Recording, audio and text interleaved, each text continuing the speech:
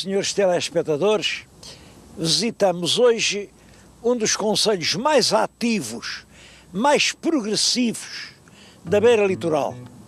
Vêem na nossa frente uma povoação estirada, grande, é Condeixa, Condeixa a Nova, porque antes dessa havia uma outra, Condeixa a Velha, que também se vê daqui. Se repararem bem, veem um grande aglomerado com chaminés a fumegar, é o Parque Industrial de Condeixa. Bom, aqui perto de nós, mas escondido por este outeiro, fica a raiz destas terras todas, Conímbriga. O concelho não é muito grande, 140 km², tem uma população de 15 mil habitantes e está a crescer. Há 10 anos eram 13 mil, mas sobretudo as fábricas, as instituições culturais, as avenidas novas crescem a olhos vistos.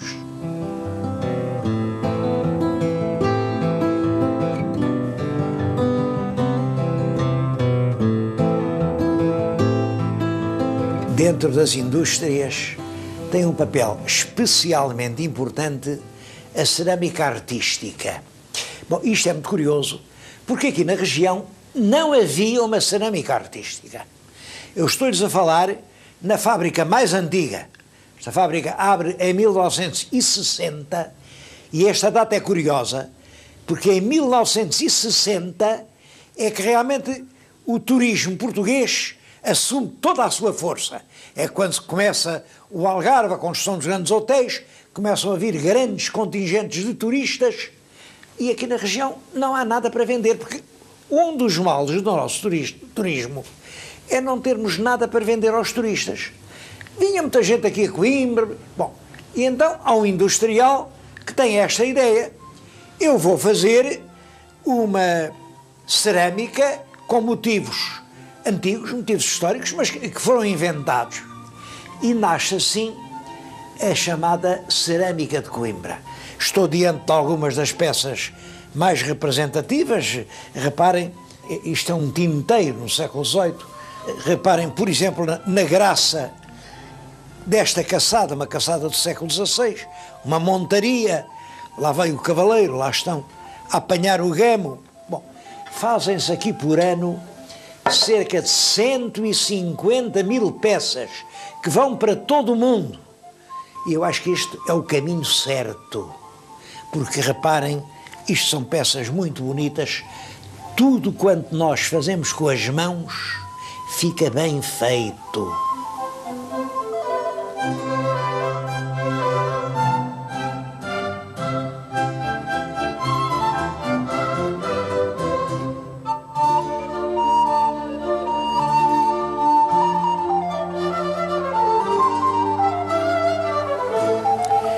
Condeixa era a terra das mós e dos palácios. Dizia-se que não havia em todo o mundo mós tão boas como as mós de Condeixa. Faziam-se grandes buracos na rocha para fazer mós que se exportavam para o Brasil, exportavam-se para a África, exportavam-se para a Índia, porque nenhuma mó fazia um pão tão branco. Bom, não admira, é claro, era o mós de um calcário brando, moía o trigo e moía o calcário, ficava tudo branco. Hoje já não há mós dessas, naturalmente, há restos, mas ficou essa lembrança: não havia melhor pão que o pão branco de Condeixa. Quanto a palácios, nesta vila, que é pequena, é claro que é pequena, havia 40 palácios de brasão, 40! Nem em Coimbra havia tantos. Como é que se explica isso? 40 palácios numa terra tão pequena? Eu não tenho explicação, não sei. Mas é claro que tenho uma hipótese. A minha hipótese é que eles estavam aqui exatamente porque não podiam estar em Coimbra. Coimbra pertencia ao senhor bispo conde. Os senhores fidalgos não podiam fazer palácios em Coimbra, vinham fazê-los para aqui.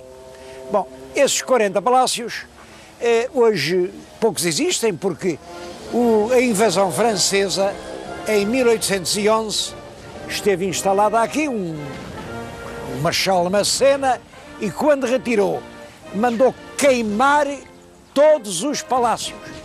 Até a igreja não escapou, mandou queimar tudo, tudo. E isso é estranho também, porque ele não costumava fazer isso. Condeixa foi uma vila mártir, inteiramente incendiada. Inteiramente não. Porque o Marechal Massena abriu uma exceção. Disse lá aos seus soldados: este palácio, este está aqui na nossa frente, vê este, a este ninguém pega ao fogo. Nunca ninguém soube porque é que o Massena abriu essa exceção para o palácio. Bom, eu é que desconfio, porque sou um desconfiado. Este palácio é o Palácio dos Lemos, foi feito no século XVII, mas era um nico a comparar com isto. Isto que estão aqui a ver, isto é tudo obra do tempo do Marquês de Pombal, feita por um bispo de Coimbra, que era um grande apaniguado do Marquês de Pombal, Dom Miguel de Lemos. Dom Miguel de Lemos passava aqui os verões, foi ele quem fez esta fachada enorme. O Dom Miguel de Lemos fez uma fortuna enorme. Bom, e o Dom Miguel de Lemos ainda era vivo no tempo das invasões francesas. Ele fez este palácio enorme à espera que o rei Dom José o viesse visitar. O rei nunca veio. E eu também desconfio que sei porquê. O rei era muito devoto e achava que este bispo escolhido pelo Pombal, enquanto o outro estava na cadeia, estava lá no Forte Bom Sucesso, o Dom José era muito devoto e não tinha medo de fazer pecados. Por outro lado, este bispo era da maçonaria e o Massena também. Eu não sei se isso tem alguma coisa a ver com o facto do palácio não ter ardido. De qualquer maneira, ainda bem que não ardeu.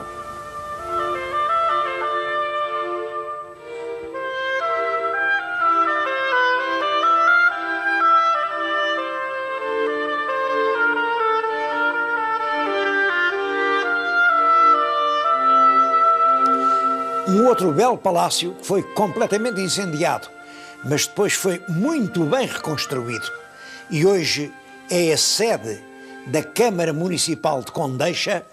É este em que agora me encontro. Tem uma sala com retratos. Esses retratos são o resumo da história moderna de Condeixa. Este velhinho de barbas brancas, Francisco de Lemos, olhem, é filho do dono do tal palácio do bispo, porque o palácio não era propriamente do bispo, era do irmão do bispo, embora quem o pagasse fosse o bispo. Este era o filho do dono do palácio, foi o primeiro presidente da Câmara aqui. E quem criou a Câmara foi o famoso Rodrigo da Fonseca Magalhães. Rodrigo da Fonseca, um político muito inteligente, muito astuto, chamava-lhe a Raposa. A Raposa, vejam que ele tem mesmo cara de raposa, é um belo retrato aquele que lá está. E na outra parede estava o retrato do próprio bispo. Ele agora está a restaurar, mas podem vê-lo aqui, é muito curioso. Este retrato é um verdadeiro apólogo falante. O senhor bispo, com as duas mãos, segura um livro. É a Bíblia Sagrada. Mas o livro tem na base um envelope. E o que é que diz a direção do envelope?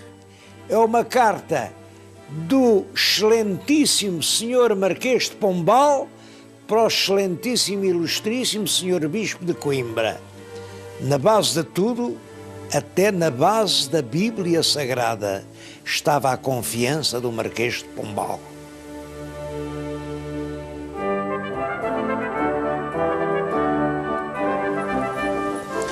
Mas não é só Condeixa que tem coisas para ver.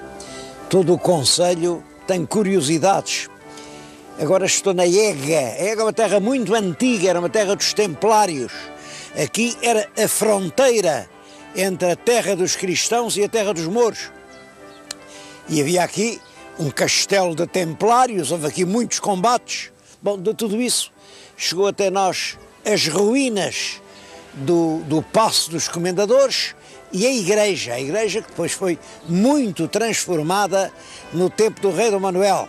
Este pórtico que vêem é perfeitamente manuelino e no interior há muitas coisas interessantes. Tem, por exemplo, uma pintura do século XVI, que tem o Comendador de Santiago. Sabe-se quem é? Aquele cavaleiro que está de joelhos é o Dom Afonso de Lencastre, que era bisneto do rei Dom João II. Está a dar graças a Nossa Senhora da Graça. Toda a igreja e os altares laterais têm muito interesse, aliás, estão classificados como imóvel de interesse público.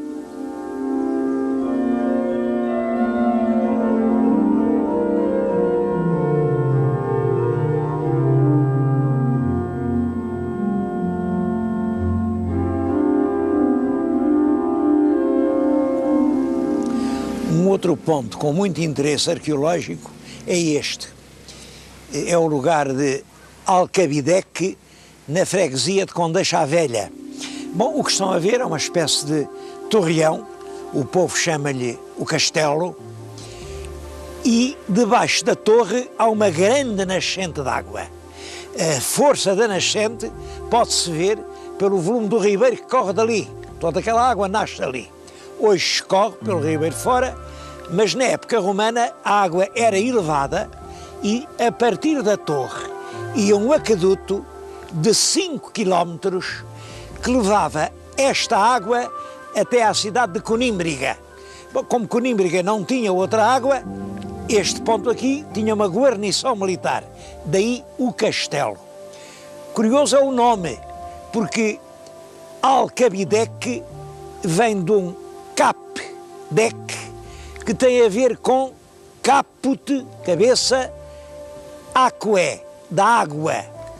Ainda hoje, agora, o povo chama isto a cabeça da água, porque era realmente aqui que se colhia a cabeça, a matriz da água que se bebia em Conímbriga.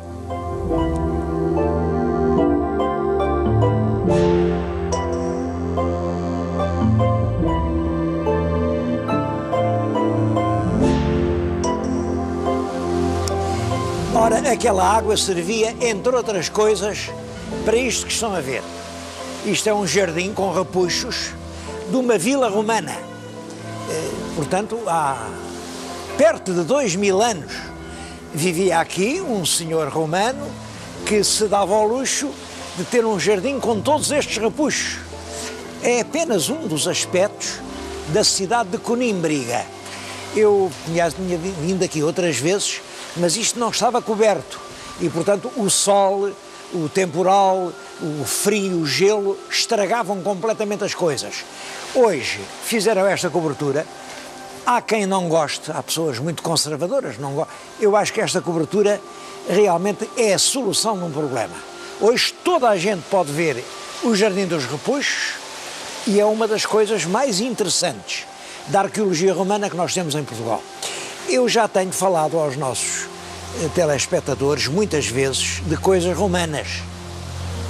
Estou-me a lembrar que já lhes mostrei aquela magnífica ponte romana de Chaves sobre o rio Tâmega, uma ponte tão sólida que esteve até há bem poucos anos aberta ao trânsito. Foi construída há 2000 anos e passavam ali caminhões carregados e a ponte aguentava. O Centuncelas lá na minha beira, aquela torre de Centuncelas, ninguém sabe para que é que aquilo servia. É um belíssimo monumento e está junto de grandes minas e mesmo debaixo da torre apareceram agora escórias. Portanto, aquilo era realmente um centro onde residia provavelmente um grande industrial das minas, porque toda a península era rica de minas. Outro monumento importante que já vimos é o criptopórtico do Museu Machado de Castro, aqui em Coimbra, bem perto em Coimbra. O criptopórtico construído para aguentar um palácio romano, claro, depois um palácio que serviu de paço episcopal durante muitos anos e que agora é o Museu Machado de Castro, um dos museus mais interessantes do nosso país. Vale a pena ir a Coimbra para visitar o Museu Machado de Castro. o Templo de Évora. Quem é que não se lembra do Templo de Évora? Serviu durante muito tempo de açougue. Açougue é um templo ligado muito à história de Portugal, porque até a Revolução de 1383 teve ali um dos seus lances, o Fernão Lopes conta isso. Ou São Cucufate, que tem uma história curiosa. São Cucufate é uma vila que não foi demolida pedra a pedra, como quase todas as outras vilas. Não foi porque quando acaba a civilização romana já começa a civilização cristã e houve uns fradinhos preguiçosos que, em vez de estarem a fazer um convento de novo, meteram-se ali e a vila romana chegou até hoje por causa desses fradinhos. Ou mais a sul ainda, Milreu, que tem retratos dos imperadores, é uma coisa única. São monumentos, isto, meia dúzia de monumentos de uma importância mundial, porque monumentos pequenos, devo dizer que em Portugal há, da época romana, cerca de 2000. É intensíssima a ocupação romana em Portugal, perto de 2000 monumentos. Em todo caso, acho que nenhum é tão importante como este, Conímbriga. Quem quiser conhecer o que foi a ação dos romanos neste pedaço do mundo que hoje é Portugal, tem de vir a Conímbriga e tem de estar até no Museu das Escavações. O museu é uma lição permanente.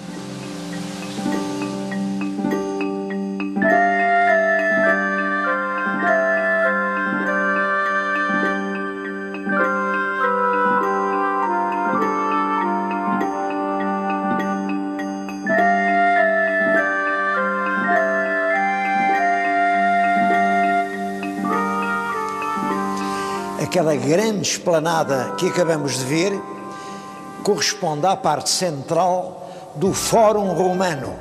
Bom, o Fórum está aqui reconstituído com todo o rigor, porque, é claro, levaram as pedras, quase todas, mas ficaram fragmentos. E com base nesses fragmentos, e com base também nas regras da arquitetura da época, foi possível fazer esta maquete, que nos mostra como era há 2000 anos o Fórum da cidade de Conímbriga. Mas todo o museu é uma lição da forma como os romanos viviam, como os romanos trabalhavam, como os romanos preparavam os seus instrumentos de trabalho. Eu acho que museus destes é que são verdadeiras lições de cultura.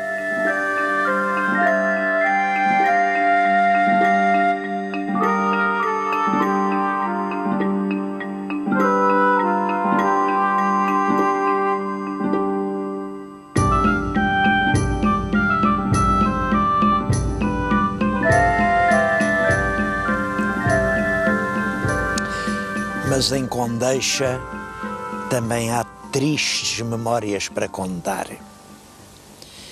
Estou a falar-lhes aqui num lugar semidesértico, a que ainda hoje o povo chama Os Lentes. Simplesmente isto, Os Lentes. Este pinheiral é Os Lentes. Bom, e isso recorda uma tragédia que aconteceu neste lugar no dia 18 de março de 1828. 18 de março, reparem, está agora a fazer anos. Bom, é a história da morte dos Lentes. Muitos dos senhores telespectadores já terão ouvido falar nisso. O caso dos divodignos. É interessante recordar para quem não saiba. Quando morre o Dom João VI, há este problema: quem é que vai reinar? É o filho mais velho, Dom Pedro, da do Brasil, é o imperador do Brasil.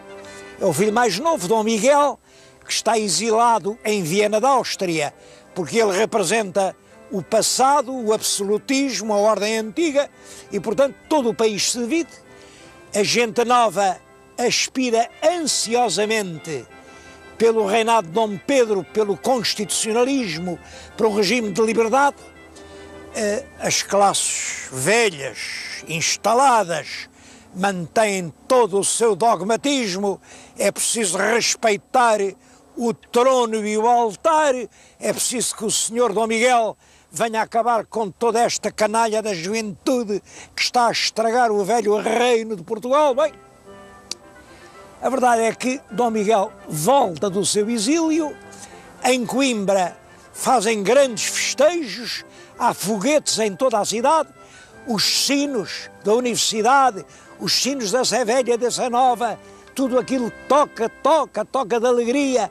Há 3 dias de feriado para os estudantes e o senhor reitor reúne os professores todos e mandam a Lisboa uma deputação com 6 lentes, um por cada faculdade, para cumprimentar o senhor Dom Miguel, para o felicitar pelo seu regresso ao reino e mais, para, de certo modo, lhe dar força, prestígio, autoridade para restabelecer o absolutismo.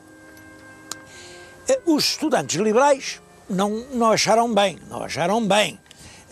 Havia até uma seita que era os divodignos. Esta palavra é curiosa. Divo tem a ver com divino, com divindade. Portanto, divo é o homem que merece ser Deus. Digno, claro, é digno. Portanto, os divodignos eram os estudantes que se consideravam a si próprios dignos de ser deuses. Bom, não admira, era uma juventude romântica que queria fabricar com o seu esforço, com o seu entusiasmo, um mundo novo. E só os deuses fazem os mundos. Bom, eles não gostaram que os lentes viessem. Os lentes lá vieram 4 no dia 12 de março. Estas datas são importantes. 4 no dia 12 de março, com os seus séquitos, os seus criados, os seus escudeiros. Mas houve 2 lentes que se atrasaram e que só vieram 5 dias depois, em 17 de março. Ora bem, durante esses 5 dias, chegou a Coimbra uma notícia que fez estremecer de indignação toda aquela rapaziada. Dom Miguel, em Lisboa, tinha dissolvido as cortes e tinha começado a proceder como um rei absoluto.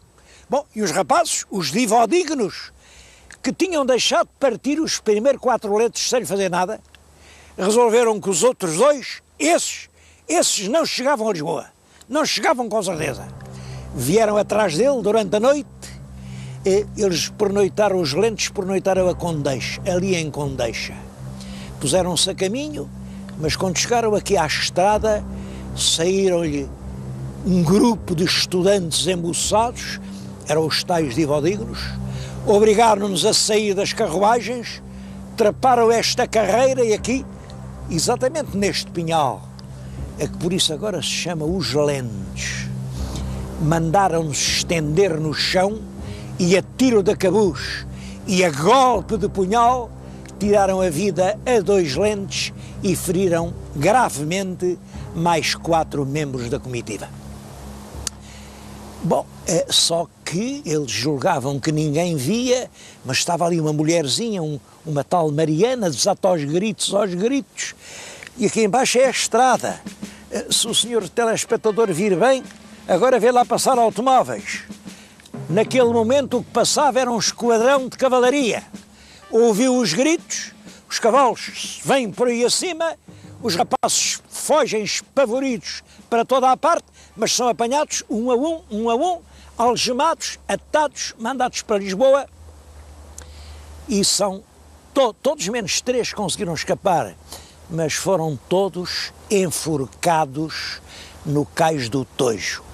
Os juízes deram a sentença como lhe mandaram dar, não atenderam a nenhuma atenuante, nem sequer atenuante dos motivos que tinham levado os rapazes a cometer aquele crime.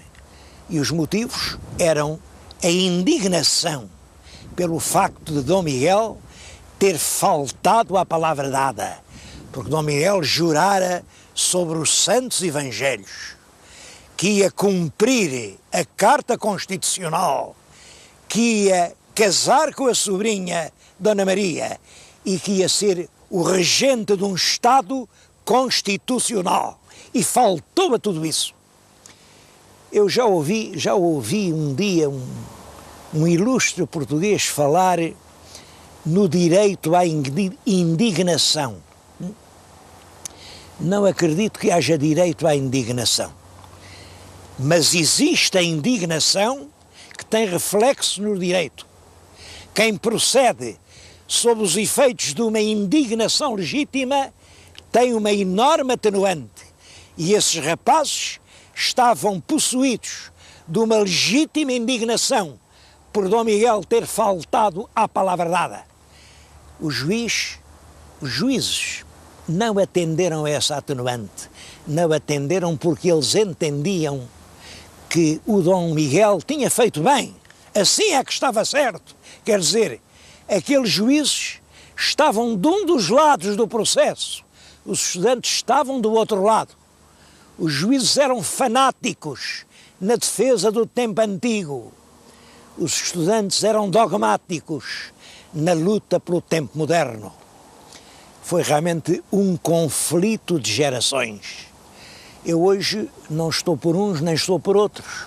Houve depois quem chamasse mártires aos lentes que aqui morreram e quem chamasse heróis aos estudantes que aqui os mataram. Eu não acredito nem em mártires nem em heróis. Penso que todos foram vítimas do fanatismo e da ignorância.